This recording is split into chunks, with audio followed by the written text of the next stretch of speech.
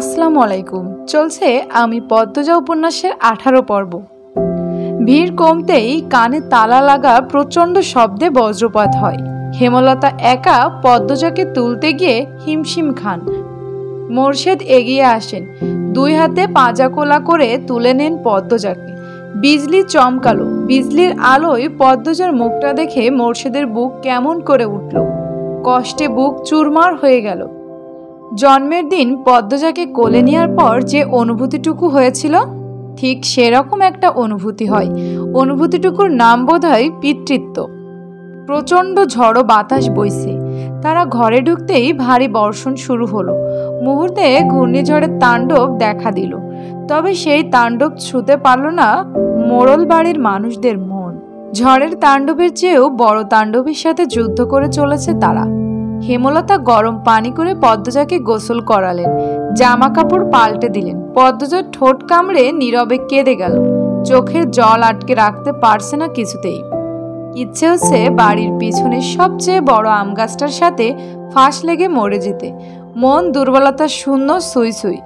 হেমলতা পদ্মজার চুল মুছে কপালে চুমু দিলেন। পদ্মজার নাকে এক ফোঁটা জল পড়ল। পদ্মজা চোখ তুলে মায়ের দিকে তাকালো। আম্মা আসছে? আমার আম্মা কই? আম্মা আসে নাই? পাশের ঘর থেকে পূর্ণার চিৎকার ভেসে আসলো। সেকেন্ড কয়েকের মধ্যে পূর্ণা ছুটে এলো। হেমলতাকে দেখেই ঝাঁপিয়ে পড়লো হেমলতার বুকে। হাউ মাউ করে কেঁদে উঠল। পূর্ণার শরীর আগ্নেয়গিরি মনে হচ্ছে। এত গরম, জ্বরে পুড়ে যাচ্ছে। পূর্ণার কান্না দেখে পদ্মজাও ডুকরে কেঁদে উঠল। হেমলতা স্তব্ধ হয়ে দুই মেয়ের কান্না শুনলেন, সামলানোর চেষ্টা করলেন না। মঞ্জুরা দরজার সামনে কাঁচুমুচু হয়ে দাঁড়িয়ে আছেন। টিনের চালে ভারী বর্ষণের শব্দ। জগৎ সংসার সেই শব্দে একাকার হয়ে যাচ্ছে। মাঝরাত, বাতাসের বেগ প্রচণ্ড। হেমলতা কালো রঙের শাড়ি পরে একটা ব্যাগ কাঁধে ঝুলিয়ে বাড়ির বাইরে পা বাড়ান। মঞ্জুরা বারান্দার ঘর থেকে উঁচু কণ্ঠে বলেন, রামদা ব্যাগে কেন ঢুকাইছস? আর কোনো কেলেঙ্কারি বাকি? হেমলতা বিদ্যুৎ বেগে ফিরে দাঁড়ালেন। পলক মাত্রই মঞ্জুরার মুখে প্রতি তীক্ষ্ণ দৃষ্টিপাত করেন। নিঃশব্দে ধীরে ধীরে বর্ষণ মাথায় নিয়ে বাড়ি ছেড়ে বেরিয়ে গেলেন এবং সঙ্গে সঙ্গে মঞ্জুরা সূক্ষ্ম হয়ে উঠলেন। ছুটে পদ্মজার ঘরে গেলেন। পদ্মজা চুপচাপ শুয়ে আছে। মৃদু ফোফানোর আওয়াজ পাওয়া যাচ্ছে। পূর্ণা ঘুমাচ্ছে। তিনি এ ঘর ছেড়ে দ্রুত বারান্দার ঘরে আসলেন। বড্ড অস্থির লাগছে। জীবনে প্রথম হেমলতার জীবন ভিক্ষা চেয়ে সিজদায় লুটিয়ে পড়লেন। ফজরের আজান শোনা যাচ্ছে। বৃষ্টি থেমে গেছে। সবকিছু শান্ত। পদ্মজা ঘর থেকে বেরিয়ে বারান্দায় আসলো। গেটের শব্দ পেয়ে চমকে তাকালো। উৎসুক হয়ে তাকিয়ে রইল। হেমলতা ঢুকেন বিধ্বস্ত অবস্থা। মঞ্জুরা পদ্মজার পাশে এসে দাঁড়িয়েছে। পদ্মজা টের পেল না। হেমলতা বাড়িতে ঢুকে কাঁধের ব্যাগটা মুরগির খুপির সামনে ছুঁড়ে ফেলেন। অন্ধকারের জন্য মুখ স্পষ্ট নয়। হেমলতা বাড়ির পিছনের দিকে চলে গেলেন। পদ্মজার বুক দুরুদুরু করছে। সে ধীর পায়ে উঠানে এসে দাঁড়ালো। পিছনে মঞ্জুরা। পায়ের শব্দে চমকে তাকালো পদ্মজা। দেখতে পেল মঞ্জুরাকে। ফিসফিসিয়ে বলল, নানু, আম্মা কোথায় গিয়েছিল? মঞ্জুরা ক্ষণকাল নীরব থেকে এরপর বললেন, জানি না। মঞ্জুরার কণ্ঠে ভয়। পদ্মজার দুর্বল শরীর ঠেলে নিয়ে আসলো বাড়ির পিছনে। দেখতে পেল হেমলতা নদীতে নেমে গোসল করছেন। এক নিঃশ্বাসে কয়েকটা ডুব দিলেন। পদ্মজা ব্যস্ত পায়ে ঘাটের কাছে এলো। ক্ষীণস্বরে ডাকলো, আম্মা। হেমলতা ঘুরে তাকালেন। ঝড় শেষে আকাশ ধবধবে সাদা, অন্ধকার কাটার পথে। পদ্মজা বলল, ঠান্ডা লাগবে। হেমলতা কিচ্ছুটি বললেন না। গোসল শেষ করে উঠে আসেন উপরে। পদ্মজা আর কিছু বলল না। হেমলতা উঠানে এসে মঞ্জুরাকে বললেন, পূর্ণারে নিয়ে আসো আম্মা। পদ্মজা অবাক হয়ে শুধু দেখছে। পূর্ণা আসে ধীর পায়ে হেঁটে। তার জ্বর অনেকটা কমে এসেছে। মঞ্জুরা দূরে দাঁড়িয়ে রইলেন। হেমলতা মৃদু হেসে পূর্ণাকে বললেন, পদ্মজার পাশে এসে দাঁড়া। পূর্ণা হতবুদ্ধি হয়ে পড়ল। সে বাধ্যের মতো পদ্মজার পাশে এসে দাঁড়ালো। হেমলতা মুরগির খুপির পাশ থেকে কালো ব্যাগটা হাতে তুলে নিলেন। ব্যাগ থেকে একটা রামদা আর একটা কৌটা বের করলেন। পূর্ণা রামদা দেখে চমকে উঠল। দু বোন চাওয়াচাওয়ি করলো একবার। হেমলতা রক্তে মাখা রামদা দুই মেয়ের পায়ের সামনে রাখলেন। শীতল কিন্তু তীক্ষ্ণ কণ্ঠে বললেন, মানুষ সৃষ্টির সেরা জীব, আর পৃথিবীতে সেরা মানুষগুলোরই বাঁচার অধিকার আছে, মানুষরূপী পশুদের না। যখন যেখানে কোনো মেয়েকে অসম্মান হতে দেখবি, এক কোপ দিয়ে অমানুষটার আত্মা দেহ থেকে আলাদা করে দিবি। যে তোকে অসম্মান করেছে সে দোষী, তুই না। তার শাস্তি পাওয়া উচিত, তোর না। তাই আত্মহত্যার কথা কখনো ভাববি না। দোষীর আত্মা হত্যা করা উচিত। আর আমি মনে করি এতে পাপ নেই, বরং পাপীকে বিনাশ না করা পাপ। আর আমার মেয়েরা যেন সেই পাপ কখনো না করে। সেই মেয়েদের এসব কি শিক্ষা দিচ্ছিস তুই? মাথা খারাপ হয়ে গেছে তোর? মঞ্জুরা হৈ হৈ করে উঠলেন। হেমলতার ঢোক গিলে মঞ্জুরার কথা হজম করে নিলেন। এরপর আবার মেয়েদের দিকে তাকিয়ে বললেন, আমি কখনো ছেলে চাইনি, মেয়ে চেয়েছি, প্রতিবাদী দুঃসাহসিক মেয়ে চেয়েছি। আল্লাহ আমাকে 3টা মেয়ে দিয়েছেন। এখন সেই মেয়েরা যদি এতটুকুতেই দুর্বল হয়ে পড়ে, কিভাবে হবে? ঠিক আগের মতোই মাথা উঁচু করে বাঁচবি।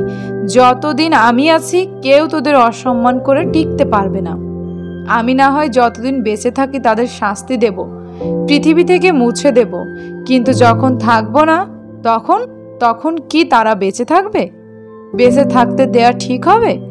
অন্য কোনো মেয়ের সাথে নোংরামি করবে না তার নিশ্চয়তা আছে? নেই। এখন থেকে নিজেকে শক্ত কর। মেয়েদের সাহস মেয়েদেরই হতে হয়। নিজেকে রক্ষা করার দায়িত্ব নিজের। রাতের স্মৃতি দুঃস্বপ্ন ভেবে ভুলে যেতে বলবো না। মনে রাখ, প্রতিটি মানুষের ভেতর লুকানো হিংস্র শক্তি আছে। সবাই প্রকাশ করতে জানে না, চিনতে পারে না নিজেকে। গত রাতের ঘটনাটা মনে রেখে নিজের ভেতর লুকানো হিংস্র শক্তিটাকে জাগিয়ে হাতের মুঠোয় রাখ, যাতে সঠিক সময়ে হাতের মুঠো খুলে মেরুদণ্ড সোজা করে দাঁড়াতে পারিস।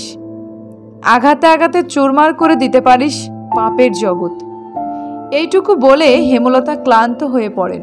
ধপ করে বসে পড়েন। পদ্মজা আম্মা বলে হেমলতাকে ধরতে চাইলে হেমলতা হাত উঠিয়ে বলেন, দাঁড়িয়ে থাক। হেমলতা সময় নিয়ে দম নেন। এরপর কৌটাটা খুলে ঠান্ডা তরল কিছু ঢেলে দেয় দুই মেয়ের পায়ে। পূর্ণা কেঁপে উঠে দূরে সরে গেল। পদ্মজা আতঙ্ক নিয়ে প্রশ্ন করলো, আম্মা, কার রক্ত? রক্তের কথা শুনে ঘৃণা আর ভয়ে পূর্ণার সর্বাঙ্গ রি করে উঠল। মনে হচ্ছে পায়ে পোকা কিলবিল করছে। টাটকা তাজা লাল রক্ত। বমি গলায় এসে আটকে গেছে। হেমলতা পদ্মজাকে জবাব দিলেন না, শুধু মৃদু হাসলেন। পূর্ণা এই ভয়ঙ্কর দৃশ্য সহ্য করতে না পেরে জ্ঞান হারালো। পদ্মজা দুহাতে জাপটে ধরল পূর্ণাকে। কি আশ্চর্য, এই ভয়ঙ্কর ঘটনা তাকে একটুও বিচলিত করল না। হেমলতার গায়ে ভেজা শাড়ি, তাই পূর্ণাকে ধরলেন না। মঞ্জুরাকে বললেন, পূর্ণারে ঘরে নিয়ে যাও আম্মা। মঞ্জুরা কঠোর চোখে তাকান হেমলতার দিকে। হেমলতা আবারও হাসেন। ভেজা কণ্ঠে বলেন, কালো বলে অবহেলা না করে বুকে আগলে রাখলে আমার জীবনটা, আমার মেয়েদের জীবনটা অন্যরকম হতে পারত আম্মা। হেমলতার কথায় মঞ্জুরার সারা মুখ বিষণ্ণতায় ছেয়ে গেল। তিনি হেমলতার দিকে তাকিয়ে থাকতে পারলেন না। অপরাধ বোধে মাথা নুয়ে ফেললেন। পূর্ণাকে ধরে নিয়ে গেলেন ঘরে। হেমলতা সেখানেই পড়ে রইলেন। আকাশের দিকে তাকিয়ে জোরে নিঃশ্বাস ফেললেন। আলো ফুটেছে পুরোপুরি। পাখির কিচিরমিচির শোনা যাচ্ছে। পানি দিয়ে উঠানের রক্ত মুছে দিলেন চিরতরে। রামদা ধুয়ে লুকিয়ে রাখলেন লাহারি ঘরে। শাড়ি পাল্টে উঠানে পা রাখেন। তখন মগা আসলো। এসে খবর দিল বিচার বসবে দুপুরে। রাতের ঘূর্ণিঝড়ে গ্রামের বেশিরভাগ ঘরবাড়ি উড়ে গেছে। পশু পাখি সহ বিভিন্ন ক্ষতি হয়েছে। অনেক মানুষ আহত হয়েছে। এই খবর শুনে হেমলতার চোখ সজল হয়ে উঠল। প্রকৃতির দিকে তাকিয়ে কৃতজ্ঞতা প্রকাশ করলেন। প্রকৃতি কখনো কাউকে ছাড়ে না। গ্রামবাসী অন্যায় দেখেও নিস্তব্ধ থেকেছিল। এ বুঝি তারই শাস্তি। মাথার উপর সূর্য প্রচণ্ড তাপদাহ।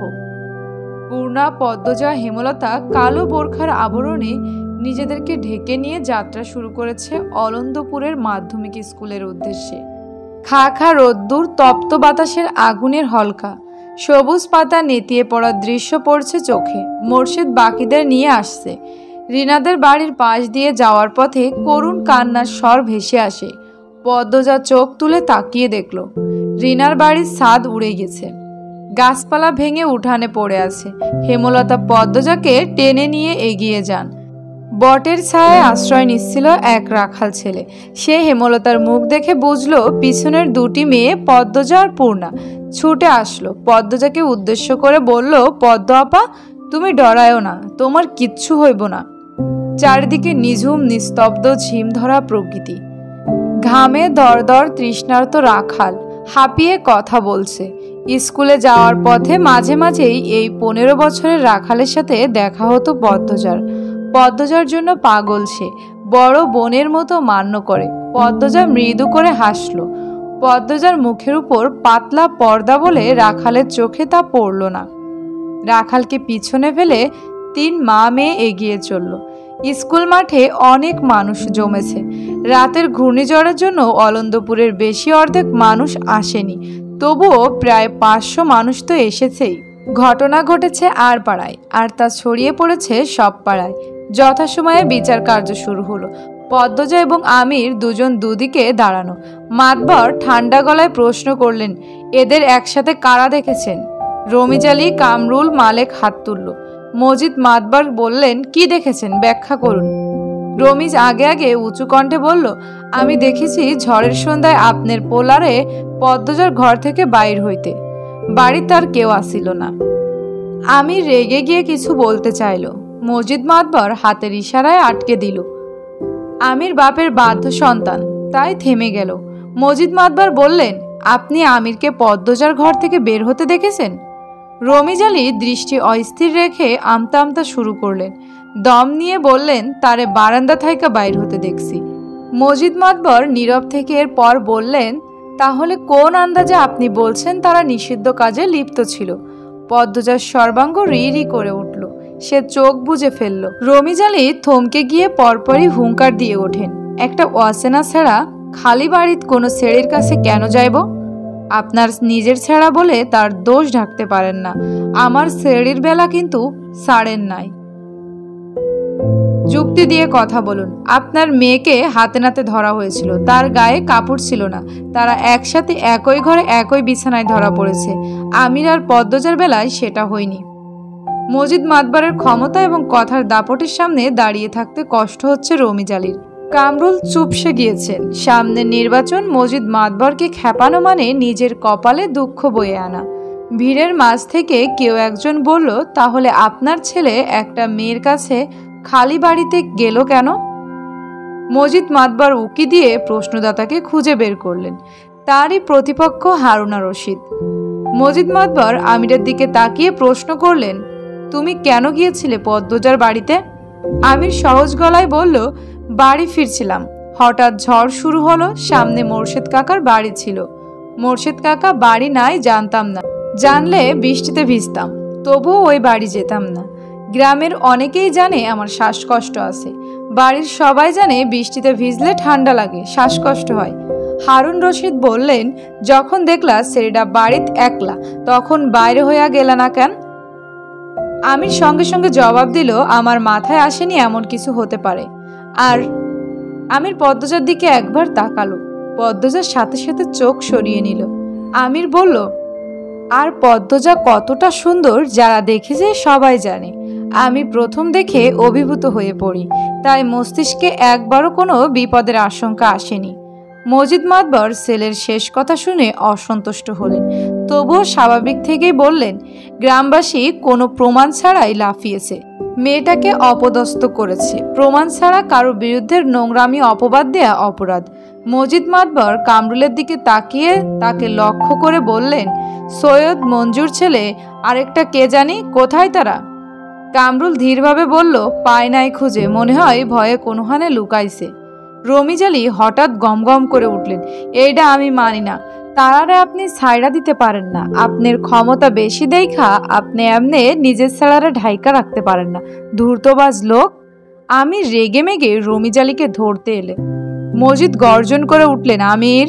আমির কিড়মিড় করে রাগ হজম করার চেষ্টা করলো। হারুন অতিশয় ধূর্ত লোক, তিনি রসিকতা করে বললেন, সত্য হোক আর মিথ্যায়, বদনাম তো বদনামই।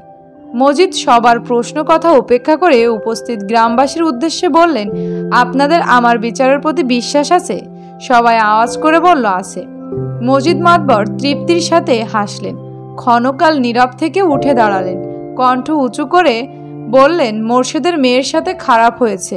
পদ্মজার নামে অনেক প্রশংসা শুনেছি, সে খুবই ভালো মেয়ে, আর আমার ছেলেকেও সবাই চিনেন, সে কেমন। যারা যারা দোষ করেছে তাদের খুঁজে খুঁজে বের করে শাস্তি দেওয়া হবে।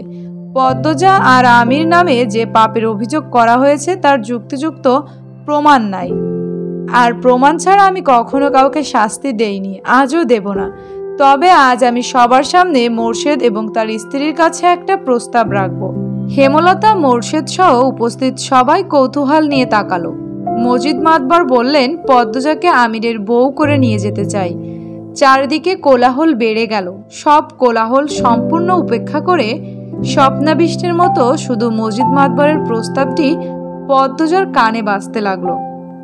জীবনের কোন মোড়ে এসে দাঁড়িয়েছে সে? চলবে ইলমা বেহেরোজ।